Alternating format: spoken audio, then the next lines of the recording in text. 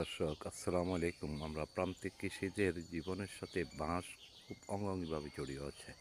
বাঁশ দিয়ে আমরা বেড়া তৈরি করি, সাঁকো তৈরি করি, জমির গরু ছাগলের অত্যাচারের থেকে সিকিউরিটি বেড়া দিই, ঘরের খুঁটি দিই। তো আমাদের প্রত্যেকেরই এক একটা বাঁশ মুড়া থাকে, বাঁশঝাড় থাকে। এই যে এটা আমার বাঁশঝাড়। তো আল্লাহ হাফেজ, ভালো থাকবেন। দর্শক আসসালামু আলাইকুম। আমরা প্রান্তিক কৃষিদের জীবনের সাথে বাঁশ খুব অঙ্গাঙ্গিভাবে জড়িয়ে আছে। বাঁশ দিয়ে আমরা বেড়া তৈরি করি, সাঁকো তৈরি করি, জমির গরু ছাগলের অত্যাচারের থেকে সিকিউরিটি বেড়া দিই, ঘরের খুঁটি দিই। তো আমাদের প্রত্যেকেরই এক একটা বাঁশ মুড়া থাকে, বাঁশঝাড় থাকে। এই যে এটা আমার বাঁশঝাড়। তো আল্লাহ হাফেজ, ভালো থাকবেন। দর্শক আসসালামু আলাইকুম। আমরা প্রান্তিক কৃষিদের জীবনের সাথে বাঁশ খুব অঙ্গাঙ্গিভাবে জড়িয়ে আছে।